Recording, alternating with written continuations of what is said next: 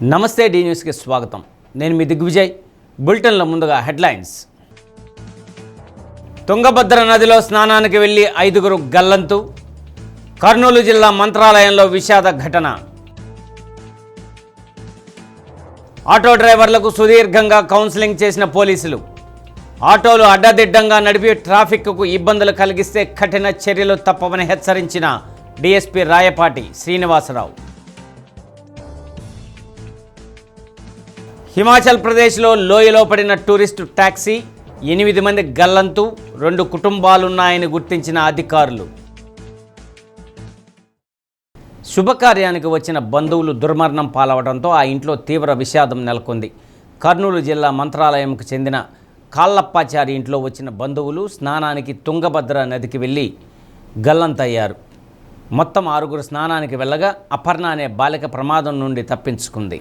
6గురిలో యువన్ చంద్ర అనే అబ్బాయి తొలుత నదిలో కొట్టుకుపోతుండగా కాపాడడానికి ఒకరి తర్వాత ఒకరు దిగి ఆ అబ్బాయితో పాటు సతీష్ చంద్ర, రాఘవేంద్ర, వడ్ల ధను, సంధ్య కొట్టుకుపోయారు. అపర్ణ కుటుంబీకుల సహాయంతో పోలీసులకు సమాచారం ఇవ్వడంతో సిఐ దస్తగిరి బాబు, అగ్నిమాపక సిబ్బంది, మత్స్యకారుల సహాయంతో గాలింపు చర్యలు చేపట్టి ధను మృతదేహాన్ని వెలికితీశారు. గల్లంతైన మిగిలిన 4గురి కోసం గాలిస్తున్నారు. దుర్మరణం చెందిన వారిలో సతీష్ చంద్ర, యువన్ చంద్ర తండ్రి, కుమారులు కావడంతో మిగిలిన వారు దగ్గరి బంధువులు కావడంతో శుభకార్యం జరగాల్సిన ఇంట్లో విషాద ఛాయలు అలుముకున్నాయి.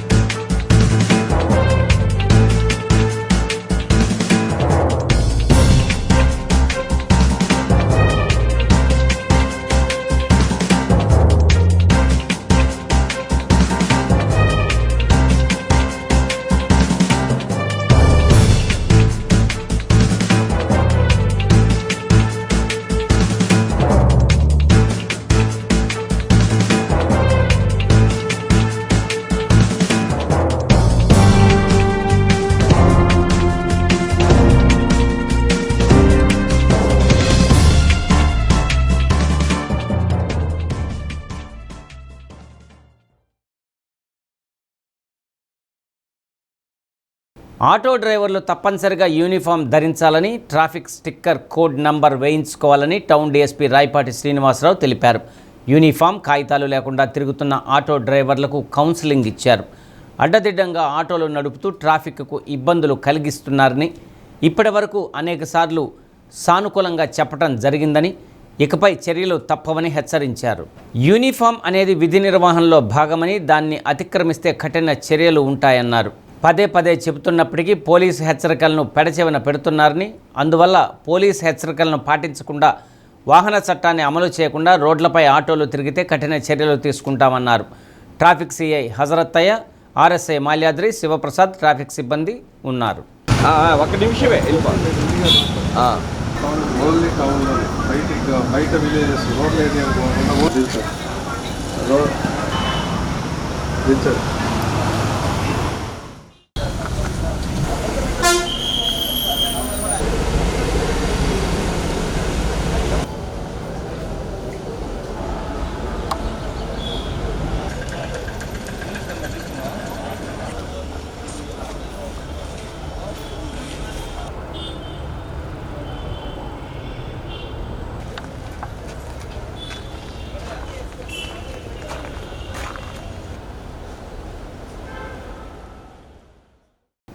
విశాఖపట్నం గాజువాకలోని శ్రీనగర్ వద్ద ఉదయం జరిగిన రోడ్డు ప్రమాదంలో 3 మృతి చెందారు. రాజమహేంద్రవరం నుండి పార్వతీపురం వైపు 50 మంది ప్రయాణికులతో వెళ్తున్న ఆర్టీసీ బస్సు ఆగి ఉన్న లారీని ఢీకొట్టడంతో ఈ ప్రమాదం జరిగింది. అతివేగం, డ్రైవర్ నిద్రమత్తు ప్రమాదానికి కారణంగా భావిస్తున్నారు. అతివేగం, డ్రైవర్ నిద్రమత్తు ప్రమాదానికి కారణంగా భావిస్తున్నారు. ఈ ఘటనలో 2 మహిళలు, డ్రైవర్ మృతి చెందగా 7గురికి గాయాలయ్యాయి. క్షతగాత్రులను విశాఖ కేజీహెచ్కు తరలించారు.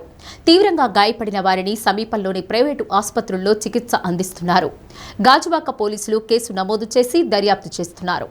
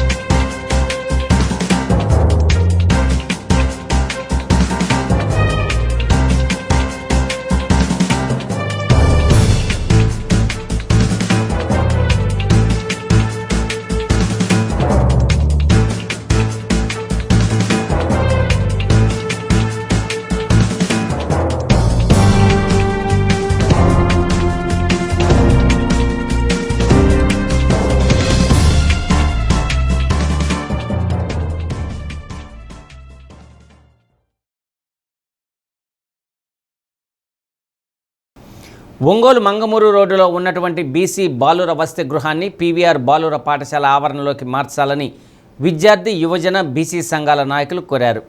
ఎస్ఎఫ్ఐ జిల్లా శాఖ ఆధ్వర్యంలో ఎల్బీజీ భవన్లో రౌండ్ టేబుల్ సమావేశం నిర్వహించారు.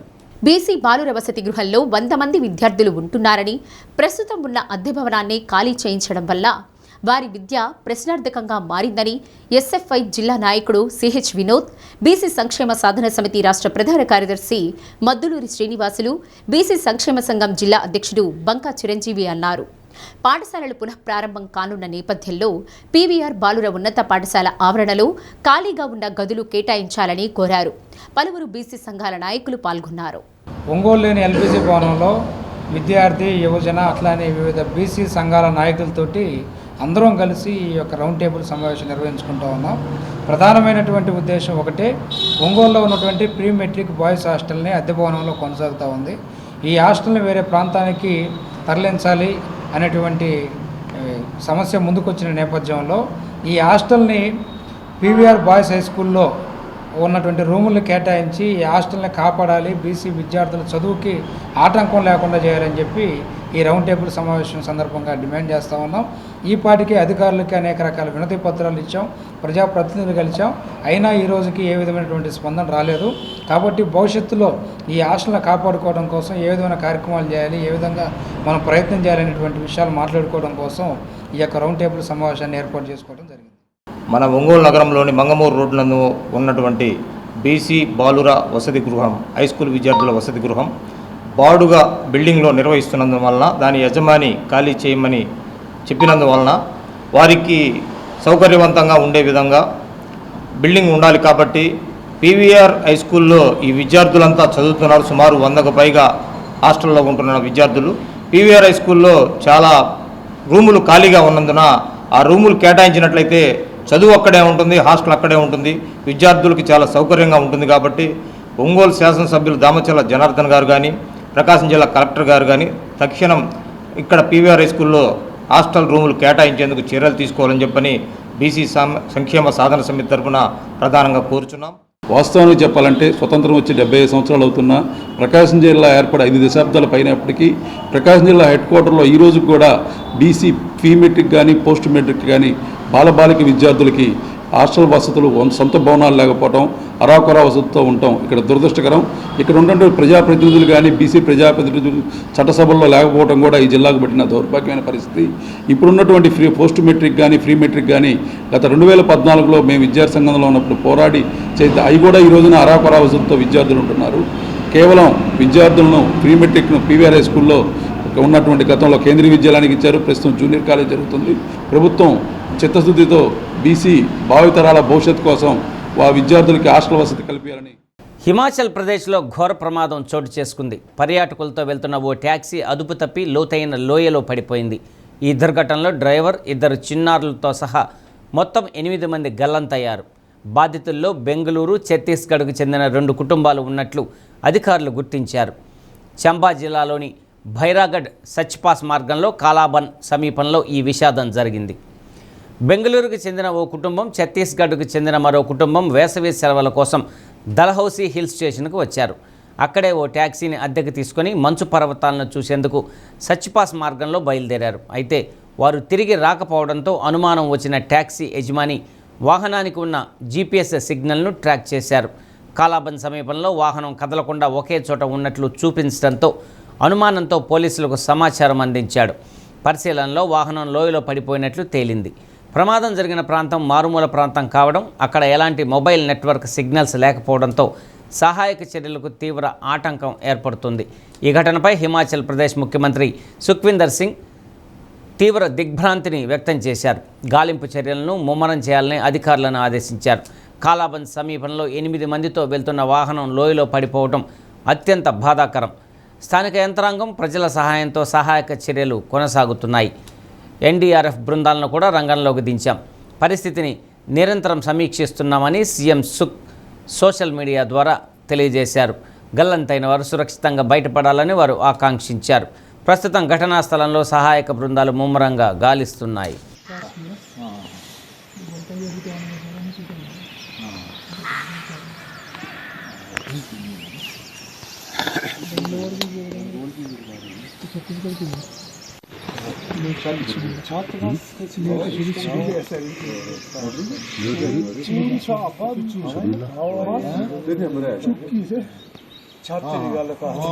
Aha, Jordan चल हाँ बोलो आपने जो होता है तो वो बोलो aha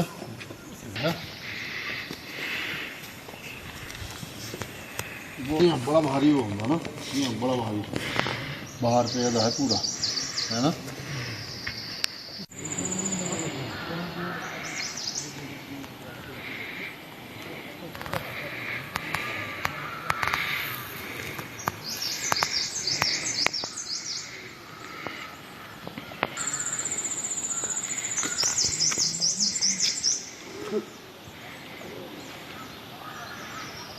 खींची लेंदे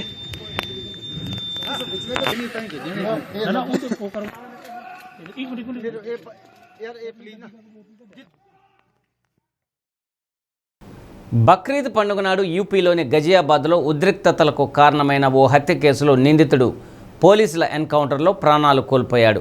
కొన్నాళ్ల క్రితం 17 సంవత్సరాల సూర్యప్రతాప్ చౌహాన్ అనే యువకుడిని అతడి మిత్రుడు అసద్ మరికొందరితో కలిసి కత్తితో పొడిచి హత్య చేశాడు. ఈ దాడి అనంతరం అతడు పరారయ్యాడు. దీంతో పోలీసులు అతడిపై 50,000 రివార్డు ప్రకటించారు. నిందితుడు అసద్ ఓ మిత్రుడి వద్ద డబ్బులు తీసుకోవడానికి ఖొడా అనే ప్రదేశానికి వస్తున్నట్లు పోలీసులకు సమాచారం వచ్చింది. అతడు నగరం నుండి పారిపోవాలని ప్లాన్ చేసినట్లు గుర్తించి పోలీసులు ఇందిరాపురంలో నిఘా వేశారు. బైక్పై అసద్ రాగానే లొంగిపోవాలని పోలీసులు హెచ్చరించారు. అయినా అతడు లెక్క చేయకుండా పోలీసులపైకి కాల్పులు జరపడంతో జరిపిన ఎదురు కాల్పుల్లో అసద్ తీవ్రంగా గాయపడ్డాడు. ఆసుపత్రికి తరలించగా అక్కడ చికిత్స పొందుతూ మృతి చెందాడు. ఘటనా స్థలం నుండి ఓ నాటు తుపాకీ, బైక్ స్వాధీనం చేసుకున్నారు. అసద్ మిత్రుడు అక్కడి నుండి తప్పించుకోవడంతో అతడి కోసం గాలింపు చేపట్టారు. అసద్, సూర్య మధ్య కొన్ని నెలల క్రితం ఓ విషయంపై గొడవ జరిగింది. దీన్ని మనసులో పెట్టుకున్న అసద్ బక్రీద్ రోజున సూర్యను ఇంటికి ఆహ్వానించాడు. అతడు వచ్చాక అసద్ సోదరులు, మిత్రులు సూర్యప్రతాప్ను కదలకుండా పట్టుకోగా అసద్ ఇంట్లో నుండి తెచ్చిన కత్తితో విచక్షణారహితంగా పొడిచినట్లు సమీపంలోని సీసీ కెమెరాల్లో నమోదయ్యాయి. ఈ హత్య బక్రీద్ రోజు జరగడంతో గజియాబాద్లో తీవ్ర ఉద్రిక్తతకు దారితీసింది. थाना खोड़ा क्षेत्र के अंतर्गत 28 तारीख को एक दुखद घटना हुई थी जिसमें असद नामक युवक के द्वारा सूर्या चौहान को चाकू मार दिया गया था और जिसमें इलाज के दौरान सूर्या चौहान की मृत्यु हो गई थी. उनके परिजनों के द्वारा दी गई तहरीर के आधार पर 5 लोगों के विरुद्ध थाना खोड़ा में सुसंगत धाराओं में मुकदमा पंजीकृत किया गया था और शीघ्रता से कार्रवाई करते हुए इसमें 3 मुख्य आरोपियों को गिरफ्तार कर लिया गया था. असद जो इस घटनाक्रम का मुख्य आरोपी था वो फरार था और उसके ऊपर पुलिस टीम के द्वारा 50,000 रुपये पुरस्कार की घोषणा की गई थी. आज पुलिस टीम को यह सूचना प्राप्त हुई थी कि असद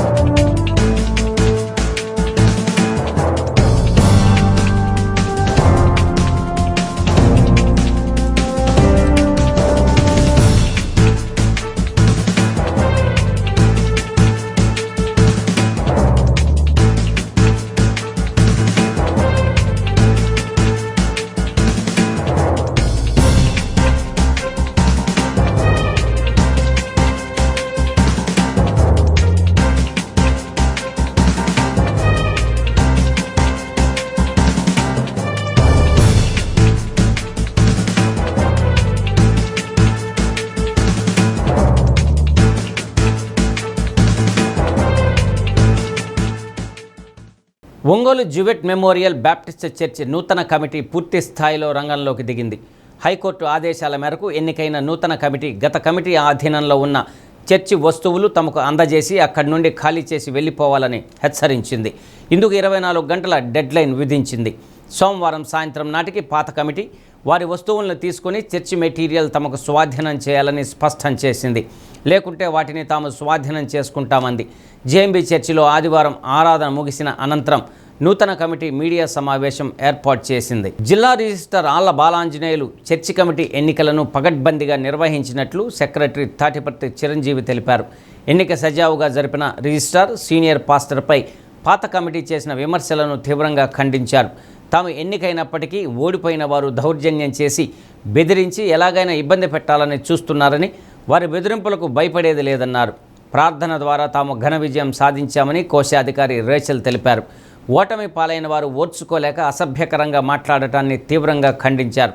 పాస్టర్ జాన్ అగస్టిన్పై ఎలాంటి స్టే లేదని కమిటీ సభ్యుడు డీజే ఆశీర్వాదం స్పష్టం చేశారు. ఎన్నికలకు ముందు పులిపీట్ ఎక్కితే ప్రజలను ఓటర్లను ప్రభావితం చేస్తారన్న ఉద్దేశంతో ఆగమని చెప్పారని, ఇందుకు సంబంధించి ఈ నెల 17వ తేదీ కోర్టు నుండి స్పష్టమైన ఉత్తర్వులు వస్తాయని తెలిపారు. జేఎంబీ చర్చి కమిటీ సభ్యులు పాల్గొన్నారు. ఎలక్షను డిఆర్ గారు ఎలా చేశారంటే ఒక యథార్థవంతంగా చేశాడు. ఎందుకంటే ఎవ్వరికి ఏ అవకాశము ఇవ్వాల. మేము ఆ డేట్ సరిపోదు సార్, మాకు టైం కొంచెం ఎక్స్టెన్షన్ చేయండి, ఒక 2-3 రోజులన్నా కుదరదంటే కుదరదు. నేను చెప్పిన డేట్ ఆల్రెడీ నేను ఫిక్స్ చేసుకొని అన్ని డిపార్ట్మెంట్ల వారికి ఎలక్షన్ ఉందని చెప్పుకున్నాను. ఇంకా ఆ డేటు అయితే ఫిక్స్ అయిపోయింది, మీరే రెడీ అయిపోండి త్వరగా. 22/5/2026 ఎలక్షన్ జరిగింది. ఆ రోజే కౌంటింగ్ అయింది. కౌంటింగ్ అయిన దాంట్లో మేమే గెలిచాము. మేము గెలిచిన తర్వాత ఆ రోజే డిక్లరేషన్ ఫాములు రెడీ చేశారు, కానీ ఎటోళ్ళు అటు రెస్ట్ తీసుకోవడానికి వెళ్ళిపోయారు. అప్పటికి 12-1 అవుతుంది. రేపు మార్నింగ్ తీసుకుంటామని తెల్లవారి డిక్లరేషన్ ఫాములు 13 మందికి ఇచ్చేశాడు. ఎందుకంటే హైకోర్టు ఉత్తర్వుల ప్రకారం ఆయన ఎలక్షన్ జరపమన్నది, ఎలా జరిపాడు అన్నది అంతా బాగుంది. ఇదిగోండి వాళ్ళు డిక్లరేషన్ ఇచ్చారు, 13 మందికి ఎన్నికైనట్టు గెలిచాము. కమిటీ కూడా ఏర్పడింది. ఇప్పుడు నిన్న మీటింగ్ ప్రెస్ మీట్ ఇచ్చారు. వాళ్ళు ప్రెస్ మీట్ ఇచ్చి మా పాస్టర్ గారిని ఏదంటే అది అంటాం, సెక్రటరీని ఏదంటే అది అంటాం, ట్రెజరర్ని ఏదంటే అది అంటాం. అసలు నిజంగా చెప్పాలంటే యాదాల రాజశేఖర్ అనే ఓడు కొండ మీద, జుబెట్ కొండ మీద స్థలాలన్నీ అమ్మేశాడు. మిషన్ కాంపౌండ్లో 2-3 స్థలాలు ఉన్నాయి. అవన్నీ ఎవరి? Church property. అవి కొండ మీదది చర్చి ప్రాపర్టీ. మిషన్ హాస్పిటల్ ఉన్నప్పుడు కూడా మిషనరీ అమ్ముకున్న రోజులు కూడా ఉన్నాయి అతనికి. అతను సెక్రటరీ ఏంది, నేను సెక్రటరీని అఫిడవిట్లో పేరు చూసి నేను సెక్రటరీని అంటాడా? ఈ అఫిడవిట్లో లోపల ఆర్డర్ ఉంటుంది. ఆర్డర్ చదువుకోవాలి. చదువుకోవడం చేత కాదు, చదవలేరు కూడా. ఎందుకంటే నిజాలన్నీ లోపల ఉంటాయి. వాళ్ళన్నీ సంఘానికి ఇట్ట మాటలు చెప్పి, మాయ మాటలు చెప్పి, మంత్రం చేసినట్టు చీలికలు చేసి పెడుతున్నారు. మేమేం వాళ్ళని వద్దనట్లా వచ్చి సంఘంలో కూర్చోమని ఆరాధన జరుగుతుంది. క్యారెక్టర్ లేనోడు ఎన్ని చెప్పినా ఏం ప్రయోజనం? అది సత్యం కాదు కదా. కనుక ఒక మనిషిని విమర్శ చేయమంటే నీ క్యారెక్టర్ లేనిదే ఒక మంచి మనిషిని విమర్శ చేసినా అది మీరు అబద్ధం, అసత్యం అని మీరు నమ్మాలని మనవి చేస్తున్నాం. పుల్పీటి మీద నుంచి విశ్వాసులకి వాక్యం చెప్పకూడదు. ఒక గ్రూపు కాదండి, ఒక గ్రూపు కాదు, సంఘమంతటికీ కీడిది. సంఘమంతా కూడా వాక్యం వినేదానికి వీలు లేదు అని ఆటంకం చేస్తూ ఉన్నారు. ఇది గమనించండి. మరలా మొన్న ఈ ఎలక్షన్ అనేది హైకోర్టు వారి డైరెక్షన్. చాలా మంది సిబ్బందితో ఎలక్షన్ ఎలాగా, గవర్నమెంట్ ఎలక్షన్లు ఎలాగ జరుపుతారో అలాగని ఇక్కడ సక్రమంగా జరిగించారు. డిఆర్ గారు చాలా పద్ధతిగా మాకు ఎలక్షన్లు జరిపించి మమ్మల్ని గెలిపించాడు. అలాగనే మేము చాలా ఆధిక్యతతో మేము గెలిచి ఉన్నాము. ఓటమి పాలైనటువంటి వాళ్ళు ఓర్చుకోలేక జగజ్జీవన్ రావు అనేటువంటి ఆయన చాలా అసభ్యకరంగా పాస్టర్ గారిని, ఇక్కడ సిబ్బందిని, ఇక్కడ కమిటీ వారిని చాలా అసభ్యకరంగా మాట్లాడుతున్నాడు. ఆయన చాలా ఫోర్జరీ సంతకాలు చేసి జైలు పాలయ్యి కూడా వచ్చినాడు. 3 సార్లు సస్పెండ్ అయ్యాడు. ఆయన జైలు పాలయ్యి కూడా బయటకు వచ్చినాడు. ఆయన ఉద్యోగం కూడా పోయింది. ఇప్పుడు ఆయన కూడా ఇప్పుడు ఎలాగంటే అలాగా చాలా అసభ్యంగా మాట్లాడుతున్నాడు. అలాగ మాట్లాడొద్దని మేము దయచేసి చెప్తున్నాం. వాళ్ళకి ఓటమి పాలయ్యి జీర్ణించుకోలేక వాళ్ళు ఎలాగంటే అలాగా మాట్లాడుతున్నారు. కేంద్ర ప్రభుత్వ విద్యా సంస్థల అభివృద్ధి కోసం ఏర్పాటు చేసిన విద్యాంజలిలో ప్రజల భాగస్వామ్యం కావాలని ఒంగోలు పిఎంశ్రీ కేంద్రీయ విద్యాలయ ప్రిన్సిపల్ మనీష్ కుమార్ కోరారు. ఇక్కడ చదివిన పూర్వ విద్యార్థులు, విద్యార్థుల తల్లిదండ్రులు, కమ్యూనిటీ మెంబర్స్ భాగస్వామ్యమై మౌలిక వసతులు అభివృద్ధి చేసేందుకు తమ వంతు సహకారం అందించాలన్నారు. This is principal from Kendriya Vidyalaya Ongole. So I feel happy to inform all the community members that Government of India, Ministry of Education, they have started an initiative that is Vidyanjali. Vidyanjali means help to government schools. Like some help can be offered by the parents, by ex-students, by community members, some volunteers from outside. So they can come forward, they can help the school in the development, like it may be infrastructural development, it may be development of the students with some skills, or they can take some session with the children so that children can develop holistically. So for the holistic development of the schools, holistic development of the children, government is asking the volunteers to come forward and to help the schools. So those who are willing to help the schools, they can come forward, they can give their services through education, they can give their services through providing material or some asset to the school, infrastructure development to the school, so that children can be benefited with this. So I request all the parents, community members, please come forward and help the school to grow holistic. పొగాకు ఉత్పత్తులు వాడటం వల్ల గొంతు, నోరు, lung, పేగు cancer వచ్చే ప్రమాదం ఉందని, అందుకోసం యువతతో పాటు చిన్నపిల్లలు పొగాకు ఉత్పత్తులకు దూరంగా ఉండి క్యాన్సర్ నివారణకు కృషి చేయాలని మెడికల్ ఆంకాలజీ ఎండి జనరల్ మెడిసిన్ డాక్టర్ రాజేష్ అన్నారు. ఈ నెల 31న ప్రపంచ పొగాకు ఉత్పత్తుల నివారణ కార్యక్రమంలో భాగంగా WHO ఇచ్చిన థీమ్ అమలుకు ప్రతి ఒక్కరూ కంకణబద్దులు కావాలన్నారు. 1987లో వరల్డ్ హెల్త్ ఆర్గనైజేషన్ క్యాన్సర్పై అవగాహన కార్యక్రమాలను పెంచాలని తీర్మానం చేసిందని, అందులో భాగంగా 2026లో చిన్నారులకు, యువతకు పొగాకు ఉత్పత్తులు దూరంగా ఉండాలని నిర్ణయించామన్నారు. పొగాకు ఉత్పత్తులపై ప్రధానంగా ప్రజల్లో అవగాహన కల్పించడంతో పాటు క్యాన్సర్ వల్ల వచ్చే నష్టాలను తెలియజేయడం ఒక బాధ్యత అన్నారు. పొగాకు ఉత్పత్తులు వివిధ రూపాల్లో మార్కెట్లో ఉన్నాయని, యువత ఎక్కువగా వీటిని వాడటం వల్ల క్యాన్సర్ వ్యాధిలో భారతదేశంలో ప్రథమ స్థానంలో ఉందన్నారు. మహిళలు కూడా పొగాకు ఉత్పత్తులను వాడుతున్న కారణంగా వారు కూడా ఎక్కువగా క్యాన్సర్ బారిన పడుతున్నారని తెలిపారు. ఈ 2026 సంవత్సరానికి సంబంధించి మనం ముఖ్యంగా చిన్నపిల్లలు, యుక్త వయసులో ఉండే వాళ్ళని ఈ టొబాకో, నికోటిన్ ఉత్పత్తుల నుంచి కొంచెం దూరంగా ఉంచడానికి అవగాహన కల్పించడం అనేది ముఖ్యమైన సందేశంగా తీసుకున్నారు ఈ సంవత్సరం. WHO 2026 తీసుకున్న ఇది. దాంతోపాటు యుక్త వయసులో ఉండేవాళ్ళు దానికి అట్రాక్ట్ అవ్వకుండా మనం ఎలాంటి జాగ్రత్తలు తీసుకోవాలి అనేది పబ్లిక్ అందరికీ అవేర్నెస్ కల్పించడానికి, సో అడ్వర్టైజ్మెంట్ వాళ్ళకి చేరువయ్యేలాగా తీసుకోకూడదు అనే విషయాన్ని వాళ్ళకి చిన్న వయసులోనే అందరికీ అవగాహన వచ్చేలా చేయడం మనందరి రెస్పాన్సిబిలిటీ. ఎందుకంటే ప్రథమంగా డైరెక్ట్గా స్మోక్ ఎక్స్పోజరే కాకుండా వేరే వాళ్ళు స్మోక్ చేసింది కూడా వీళ్ళ మీద ఎఫెక్ట్ పడే అవకాశం ఉంటుంది. సెకండ్ హ్యాండ్ స్మోక్, ఇవన్నిటినీ మనం పెద్దవాళ్ళకి కూడా అవగాహన కల్పిస్తే నెక్స్ట్ జనరేషన్ని మనం కాపాడిన వాళ్ళం అవుతాము. క్యాన్సర్ అనేది అవగాహనతోనే దూరం చేయవచ్చని radio oncologist doctor R V Raghunandan అన్నారు. మానవ శరీరంలోని అన్ని అవయవాలకు క్యాన్సర్ సోకే అవకాశం ఉందని, అయితే పొగాకు ఉత్పత్తుల వాడకంతో ఎక్కువగా క్యాన్సర్ బారిన పడుతున్నారన్నారు. 60% పైగా క్యాన్సర్ పొగాకు ఉత్పత్తుల వల్లనే వస్తోందని WHO పేర్కొందన్నారు. ఈ నో టొబాకో డేని ఎందుకు గుర్తిస్తున్నారంటే, ఈ టొబాకో వల్ల అంటే మనకు తెలుగు పొగాకు వల్ల చాలా రకమైన మనం క్యాన్సర్లు చూస్తున్నాం. జనరల్గా ఏమవుతుందంటే ఈ పొగాకు వల్ల 2 రకాల సమస్యలు ఎక్కువగా మనం చూస్తున్నాము. ఒకటి గుండె సమస్యలు, స్ట్రోక్, మెదడు సమస్యలు, ఇంకోటి మాదిరి వచ్చే పేషెంట్స్ క్యాన్సర్ పేషెంట్స్. వీటి వల్ల ఏమంటే దగ్గర 60% 70% పేషెంట్స్ మృత్యుకి ఇది చేస్తున్నారు. వరల్డ్ అంటే ఒక మనిషి మృత్యు చెందడానికి కారణం మెయిన్ ఒకటి గుండె సమస్య, సెకండ్ క్యాన్సర్. దీనిలో 60-70% వాళ్ళకి డెత్ అనే కారణమవుతుంది. సో ఈ పొగాకు ఏమంటే పొగాకులో 60-70 రకమైన రసాయనాలు, కెమికల్స్ ఉంటాయి.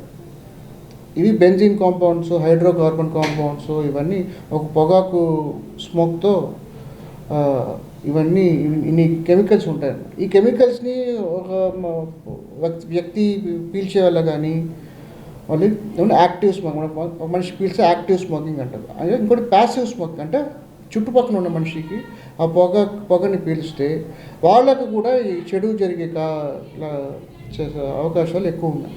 సో జనరల్గా మనం చెప్పినట్టు ఊపిరితిత్తుల క్యాన్సర్ మనం ఎక్కువ చూస్తున్నాం. నోటి క్యాన్సర్ మనం ప్రకాశం జిల్లాలో ఎక్కువ చూసేది నోటికి సంబంధించిన క్యాన్సర్, గొంతు సంబంధించిన క్యాన్సర్, ఊపిరితిత్తులకు సంబంధించిన క్యాన్సర్. ఇవి దగ్గర 60-70% మనం చూస్తున్నాం.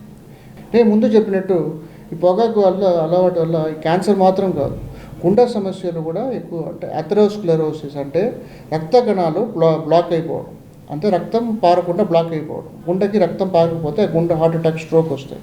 అలాగే మెదడు పారే రక్తం ఏమైనా అడ్డం పడింది అనుకోండి, రక్తం ఫ్రీగా పారకపోతే మెదడు స్ట్రోక్ వస్తాయి. అందువల్ల పక్షవాదాలు ఇవన్నీ వచ్చే అవకాశం కూడా ఎక్కువ ఉంటాయి. సో నేను జనరల్గా చెప్పినట్టు ఈ శరీరంలో ఇన్ని రకాల క్యాన్సర్, ఇన్ని ఆర్గాన్స్లో క్యాన్సర్ వచ్చేలాగా మహిళలు కూడా, విదేశాల్లో మహిళలు కూడా పొగాకు అలవాటు వాళ్ళకు ఉంటుంది. అందువల్ల వాళ్ళకి ఈ సమస్యలు కాకుండా గర్భసంచి క్యాన్సర్లో రావచ్చు. అలాగే బ్లాడర్ అంటే పాస్ వెళ్ళే సంచి, బ్లాడర్ అంటాము, ఆ చోట్ల క్యాన్సర్ రావచ్చు. కొంచెంమందికి లివర్ క్యాన్సర్ కూడా మనం చూస్తున్నాం. సో ఇవన్నిటికీ మూల కారణం పొగాకు అలవాటు. సో పొగాకు, బీడీ, సిగరెట్, ఆవిరి, ఆ స్మోక్ పీల్చే వల్ల మాత్రం కాదు, కొంచెంమందికి ఏమైనా అలవాటు పొగాకుని పాన్ మసాలా, గుట్కా, కైరి దీంతో కలుపుకొని నమిలడం కానీ, ఇది ఆడవాళ్ళు కూడా చేస్తారు. సో ఈ ఇది కూడా సంవత్సరాలుగా వాళ్ళకి అలవాటు అయిపోయి అదన్నీ నోట్లో ఆ ఉమ్ముని వాళ్ళు తాగే వల్ల, ఉమ్ముని మింగే వల్ల వాళ్ళకి ఈ నోట్లో కూడా క్యాన్సర్స్ మనం వచ్చే అవకాశం ఎక్కువగా ఉంది. పొగాకు ఉత్పత్తులు వాడే వారికి గొంతు, నోరు, అన్నవాహిక, ఊపిరితిత్తుల్లో సమస్యలు ప్రారంభమై క్యాన్సర్ లక్షణాలు కనబడతాయని surgical oncologist doctor Mahesh Babu అన్నారు. పొగాకు వాడకం వల్ల ఒక్క క్యాన్సరే కాకుండా ఇతర జబ్బులు కూడా వస్తున్నాయని, దానికి పొగాకు ఉత్పత్తులను అరికట్టడమే ఏకైక మార్గమని చెప్పారు. దీని ఇంపార్టెన్స్ ఏంటంటే వరల్డ్ నోట్ అంటే ఈ టొబాకో వల్ల చాలా రకమైన జబ్బులు వస్తాయి. అంటే క్యాన్సర్కి సంబంధించిన జబ్బులు వస్తాయి, క్యాన్సర్ కాకుండా వేరే జబ్బులు వస్తాయి. క్యాన్సర్ కాకుండా వేరే జబ్బులు అంటే మనకు బీపీ ఎక్కువ అవ్వడము, హార్ట్కి స్ట్రోక్ రావడము, లేదంటే బ్రెయిన్కి స్ట్రోక్ రావడము, లేకపోతే ఊపిరితిత్తుల్లో ఎక్కువ ఇబ్బంది రావడము, ఇట్లాంటివి ఉంటాయి. మెయిన్గా మనకి క్యాన్సర్కి సంబంధించిన జబ్బులు అంటే నోటి క్యాన్సరు, మెదడుకు సంబంధించిన, గొంతుకు సంబంధించిన క్యాన్సరు, ఊపిరితిత్తుల క్యాన్సరు.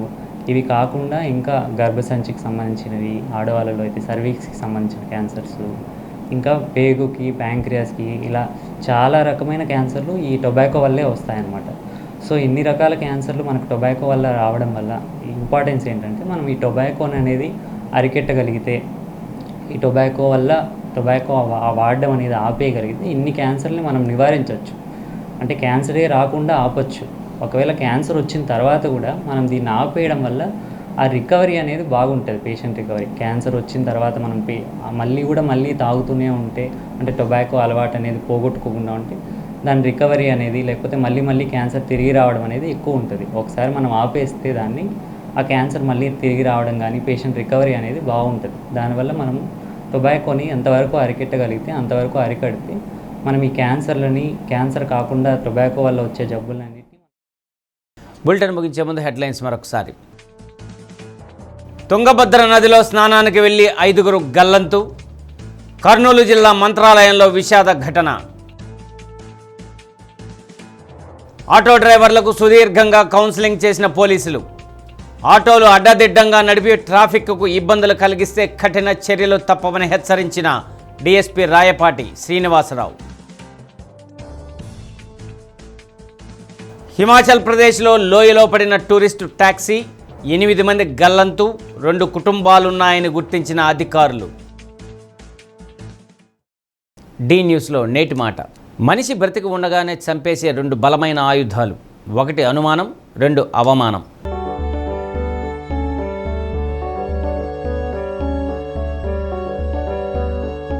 డి న్యూస్ ఇంతటితో సమాప్తం. ఇవి బులెటిన్లోని విశేషాలు. తిరిగి మరో బులెటిన్లో కలుసుకుందాం. అప్పటి వరకు కీప్ వాచింగ్ డి న్యూస్.